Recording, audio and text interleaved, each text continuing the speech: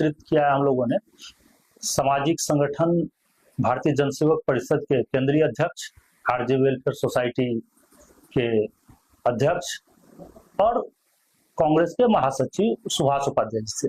उनसे हम लोग जानेंगे कि युवाओं में जो नशा का प्रचलन बढ़ रहा है उस पर कैसे रोक लगाया जा सकता है। नमस्कार, धन्यवाद रमन जी। आज इस सामाजिक सरोकार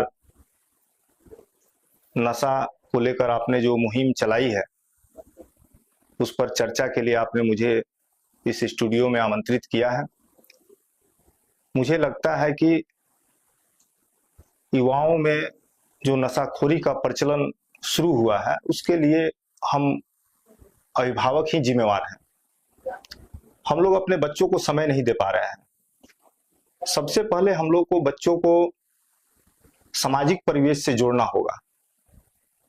पहले के समय में जब हम लोग अपने पिताजी के साथ कहीं बाजार जाते थे या किसी के घर पर कोई समारोह है उस पर जाते थे, किसी घर में कोई पूजा है उसमें जाते थे, तो हम लोग का एक दूसरे से जान पहचान भी होता था। लोगों को पता चलता था कि यह जो लड़का है यह फलाने का लड़का है। और जब वह कहीं छुप के या किसी अनजान जगह पर कोई गलत काम करने का प्रयास करता था तो उसके मन में एक डर होता था कि कहीं मेरे पिताजी का, मेरे परिवार का कोई संपर्क के लोग हमें देख न लें। हम लोग आज उससे बिल्कुल अलग हो गए हैं। हम लोग खुद मोबाइल पर व्यस्त रहते हैं, बच्चों को समय नहीं दे पाते हैं, बच्चों से हम लोग मित्रवत व्यवहार नहीं कर पाते हैं। बच्चा बिल्कुल अलग अलग रहता है और वह अपने कुछ ऐसे दोस्तों के संपर्क में आ जाता है जहां से नशा का प्रचलन शुरू हो जाता है।